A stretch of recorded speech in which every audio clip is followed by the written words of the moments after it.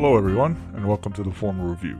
Today we'll be looking at the 2020 film The Devil All the Time. Now sit back, maybe grab a drink, and let's talk about this movie. What's up everybody, and welcome back to the Formal Review. This is Season 3, Episode 27, and I thank you all for tuning in once again. So in this episode, I will be talking about updates to my movie collection, fake 4K, and the movie review. So stay tuned. So I was able to find a few 4K upgrades on Black Panther and also Star Wars Episode 8, The Last Jedi, from their Blu-ray counterparts. So here's my quick review of those movies. Black Panther is at the top when it comes to MCU films. If it's not the best, it's definitely in the top 3. It has a complexity to it that a lot of the others don't have. So for my full thoughts on that, I would go back and listen to Season 3, Episode 20, where I had Professor Latinx come on and we talked about Spider-Man Into the Spider-Verse, but we also talked about Black Panther. So definitely go check that out if you want to hear my full thoughts on why I think that's one of the best, if not the best, MCU film. So Star Wars Episode 8 is definitely the weakest of the franchise, but I do enjoy about maybe 2/3 of it. I think it has some great action, and even though there is some unnecessary bits.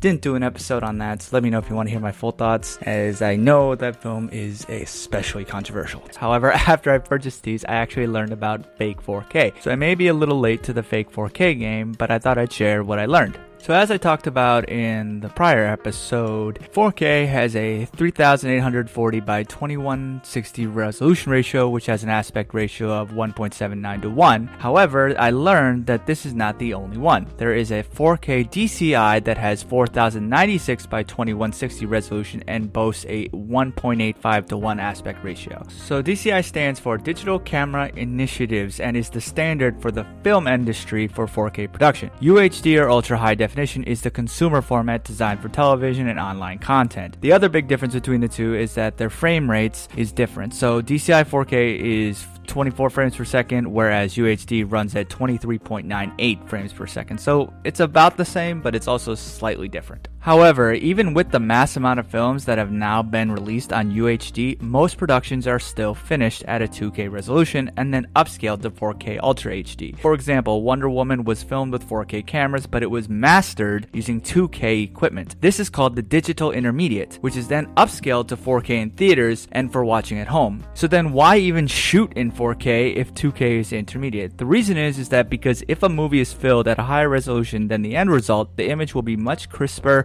clearer, and more detailed than the image shot natively in 2K. I learned that the biggest reason why fake 4K happens is time and money. Rendering can take months at a time for true 4K, and even when a movie is finished in 4K, it can also include only 2K visual effects, and then those are upscaled to match the rest of the content. This obviously can cost a lot of money and the time that studios do not have, or they'll prefer to spend it elsewhere. Sometimes budget and time allowing, films are finished in a 4K digital intermediate like Black Panther. However, the majority of effect-heavy films go through the 2K bottleneck during post-production because of the cost. Last year's Avengers Endgame reportedly had a budget of more than $350 million before marketing costs were factored in. Of that $350-ish million, about $100 million were focused on visuals, which includes special effects. Had the film been finished in a 4K digital intermediate instead of a 2K one, that budget would have been significantly higher. Of course, there's one other obvious question you may be asking. If all this imagery is put on 2K and all the special effects have been rendered in 2K, why not just be honest about it and release the film in 2K? Why claim that these home releases are in 4K when they're actually not? Well, actually, we don't have 2K viewing at home, at least technically. 1080p is close, but it's still slightly less than 2K. But most people honestly do not care about the pixel count of an image, and honestly, most probably cannot tell the difference. The main difference between the 1080p Blu-ray and the Ultra HD disc is the high dynamic range, or the HDR video, that gives a better perception of the quality of the picture, even though technically it's not 4K.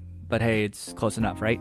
So why did this happen? Because back in the early 2000s, cinemas transitioned from a 35mm film projection to a digital, and now that's pretty much the norm. So most films made before the early 2000s were finished photochemically and can be scanned at a 4K or even higher resolution for the Ultra HD Blu-ray. So even if this is done for a film you want to buy, it can be expensive because obviously you need the right 4K screen, the right HDMI cable, the right player. If money is really no concern to you, then this doesn't really matter. But if it is a concern, it becomes a little bit more complicated. because you may ask, is 4K even worth the upgrade if some of them aren't even real 4K? So in my experience, Blu-rays look great on a 4K screen, so then the question becomes, why even upgrade at all? And additionally, if you have a TV that is less than 55 inches, Blu-rays will upscale nicely and still look great. I have found that to be true even on a 92-inch screen. So if you have a 4K player or television, your video will be upsampled to match the resolution of your screen. So one way or another, you're going to be viewing at least 3840 by 2160 pixels. But if you have a native 4K projector, then you may get the higher end one, but obviously that costs even more money. I'm not going into the difference here between pixel shifting and the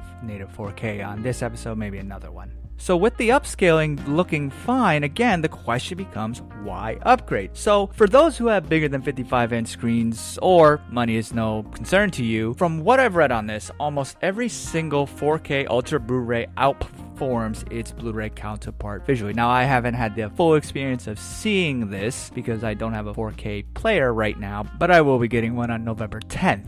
If you know, you know. So here's why they're better visually, from what I've read again, is that they're typically brighter, they have better contrast and colors, and they have fewer encoding errors. This is because video codec is more efficient and the bitrate of film can be encoded 2.5 times faster on the 4K than on Blu-ray. The films obviously also have HDR, Dolby Vision, Dolby Atmos / DTS, etc. And all of these things can really make a 4K worth it. And again, if money is no concern to you, then it should be done. However, if you're like me, you have to pick and choose because money is somewhat of a concern for you. So when you're picking and choosing, you have to do further research into the films to see if they're real 4K or if they're not. And it honestly just depends on what you value. You have to ask yourself, do you absolutely need the brightest color or the best sound? To me, the sound is what matters, as I mentioned in the last episode. I'm continuing to learn more and more that some movies may not need the 4K upgrade and some may. There are plenty of lists out there, like on 4kmedia.org, have a full list of which films are true 4K and those that are fake 4K, so upscaled films from 2K. And you can also check out on IMDb for each film's technical specifications that each film has. Honestly though, the difference between these two may not be discernible to the general population, and some may not be able to tell the difference, and both may look really good. Like for example, the original John Wick film was filmed in 2.8K and then finished in a 4K digital intermediate, whereas John Wick 3 was shot in 3.2K and then finished in a 2K digital intermediate. Now again, I haven't watched either in 4K yet, but every review that I've read seems to indicate that the 4K home release was better in the third film than in the first. So if 2K digital intermediates were really, really awful, this obviously wouldn't happen. So for me, all of this just supports my goal in life to be as thorough with everything that I do. After all of this, some may still ask, why go through the process of all of this when either are on streaming services? Well, like I said in the last episode, there are a lot of components to ensuring that the image you're getting is actually 4K. Your internet, the compression, and now even the fake 4K footage.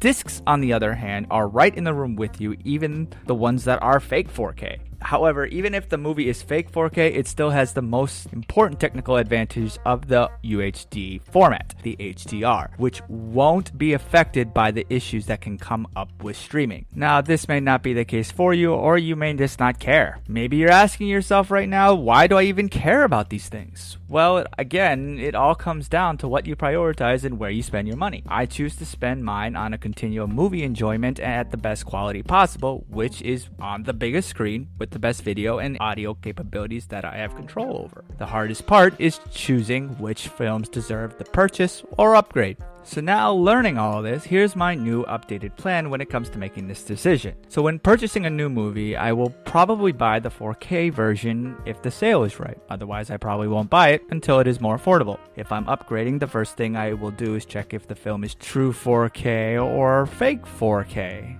Then check if the new version has a significant upgraded audio aspect. For example, no one uses IMAX cameras, so he is always going to have 4K productions, and visually, his films are always going to be top-notch. However, his Batman films do not have an audio upgrade from the Blu-rays, so I personally won't be upgrading to the 4K unless there is a good sale that makes them affordable. Visuals are great for sure, but is it worth $20 a movie just for a visual upgrade? To me, it's not. But honestly though, I wouldn't even upgrade if they had a better audio component unless there was a sale. Now, if the film was fake 4K but has a better audio component and I have it on Blu-ray, I may buy it depending on the time of the year and the price. If the film is fake 4K and has no audio upgrade, then the one I have on Blu-ray, I won't be buying anything. Regarding the two films that I mentioned earlier, Black Panther did have an audio upgrade, whereas Star Wars Episode 8 actually is true 4K because it was shot in 4K. The video on both of the Blu-rays was really good, but I am very glad that I waited until I found a sale to purchase both of these films on 4K, even if one wasn't true 4K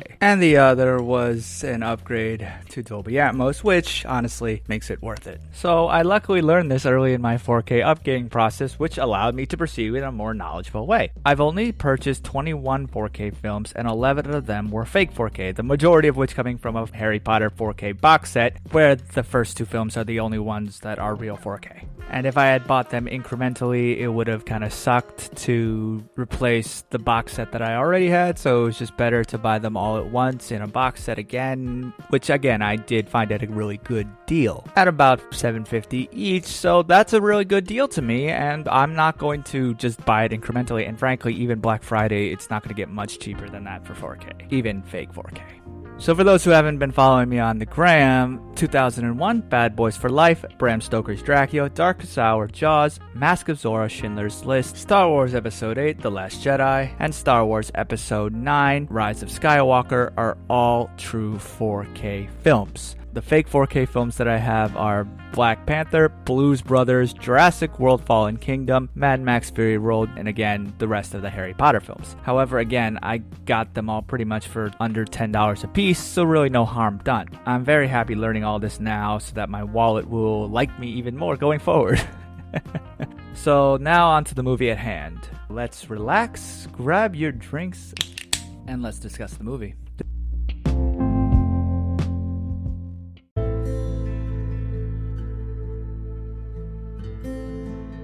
The Devil All the Time is a psychological thriller that examines themes of evil, religion, and the abuse of power in rural, small-town America. It is based on the novel of the same name by Donald Ray Pollock, who also serves as the film's narrator. It stars Tom Holland, Bill Skarsgård, Riley Keough, Jason Clarke, Sebastian Stan, Haley Bennett, Eliza Scanlen, Mia Wasikowska, and Robert Pattinson. The film was directed by Antonio Campos from a screenplay that he and his brother Paulo Campos wrote together.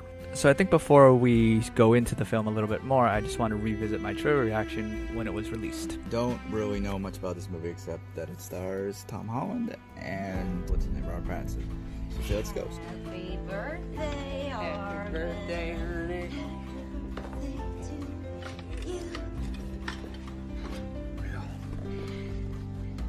This was your daddy. This already sounds creepy.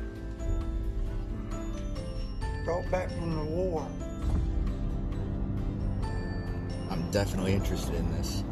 I figure it's time to pass it on. It's the best present I ever got. Thank you.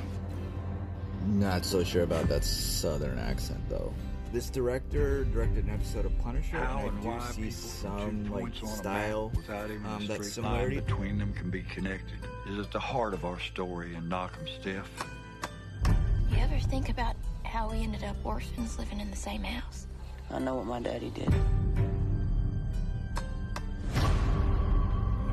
Some people would say it's just dumb luck. You take pictures? I do. I see a smile pretty enough to photograph, that is. Others would tell you it was God's plan. Blessed are they who hunger and thirst for righteousness. That ain't no preacher. He's as bad as they got on the damn radio. This When does people look look back good. on it, Like style, they had no the other feel of choice. it is creepy.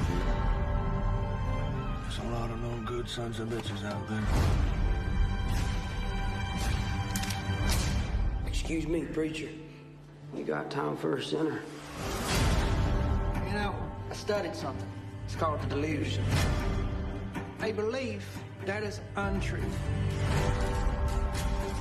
It is our delusion. Yeah, now I'm feeling very disturbed by this. Delusions!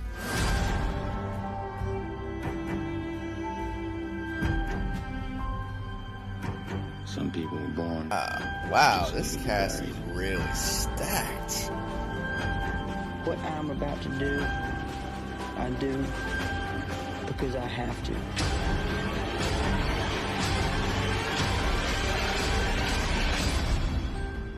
Not because I want to. Will admit, don't know how the war thing ties in, but it looks interesting. I'd definitely watch this.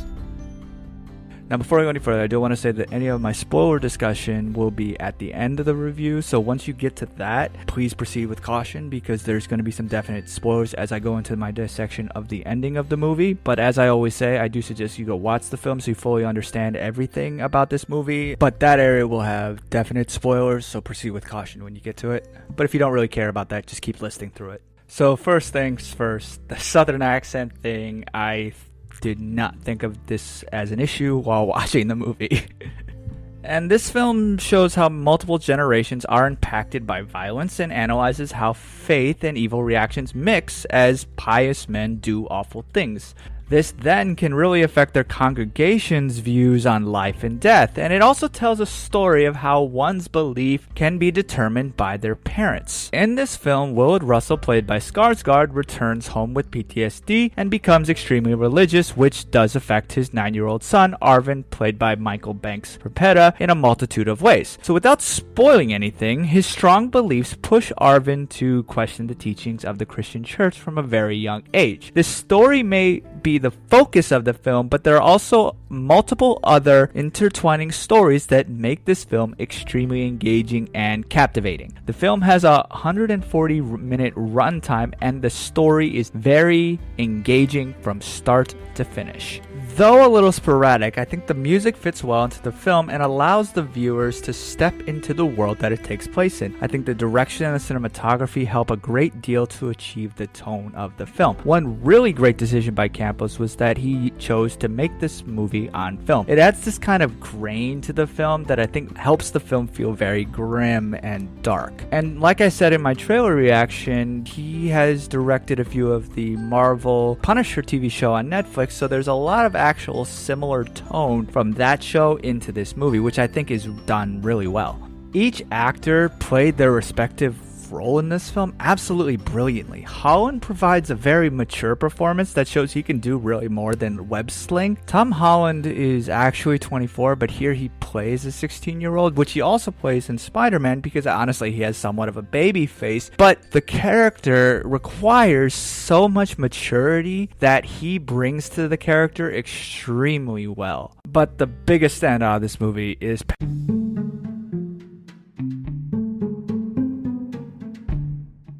voting isn't just going to the polls anymore on Election Day. Options like early voting, mail-in voting, and ballot drop boxes are available to more voters and are growing in popularity. How to Vote is a tool created by Democracy Works, and it breaks down the options your state offers by forecasting a ballot, empowering you to decide where and when to vote. Democracy works best when we all vote, but misinformation and confusion about election procedures have resulted in low voter turnout. How to Vote takes the guesswork out of the voting process. It is easy to use and helps folks from all over the country overcome many of the process barriers to voting. It is committed to helping you vote no matter what. You can use the How to Vote tool to sign up for election reminders, see what's on your ballot, get step-by-step assistance requesting your mail ballot, explore your options for returning your mail-in ballot, check your voter registration status, and find your local polling site and make sure that you have an appropriate ID to bring with you. Decide when and where you'll vote this year at howto.vote.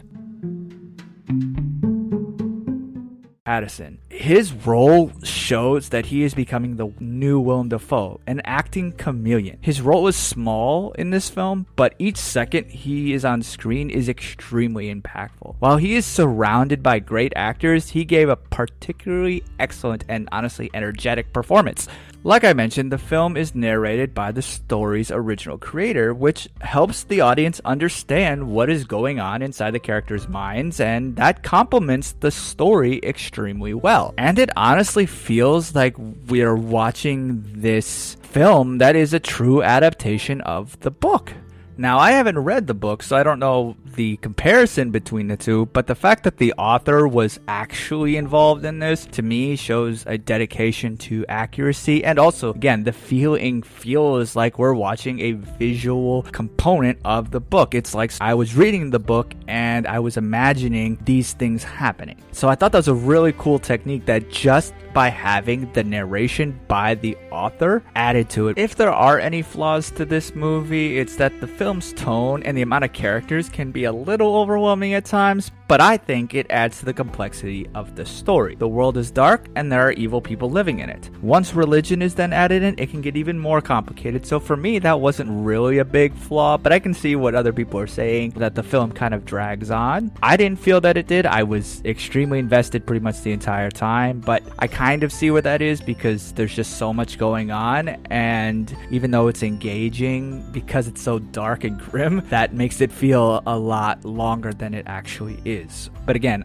at least for me, I didn't have those issues. I think that this film is a great movie about faith and fate. I think it's absolutely dark, twisted, bleak, yet absolutely fascinating. It can make the audience question themselves, their beliefs, and if this world is random or there's divine intervention. I think it's definitely worth watching for the performances alone. It may not get too many rewatches, but I don't think that takes away very much from the brilliant acting and story. So here's my quick interpretation of the ending. Again, it will have some spoilers, so feel free to stop listening now, as you have heard my recommendation of the film, and then come back and listen when you actually watch the movie. So that's your warning, so proceed with caution. So I think that the film's ending connects back to the beginning. The film starts off with Arvin's father seeing a soldier who has been skinned alive and crucified during World War II. Then the film ends with his son who may go off to another war, which arguably was more violent. The war gave a lot of soldiers PTSD, which would unfortunately push Holland's character to most likely repeat his father's past. It may feel a little open-ended, but again, this goes into the novel feeling of the movie, and to me, that was a really good ending.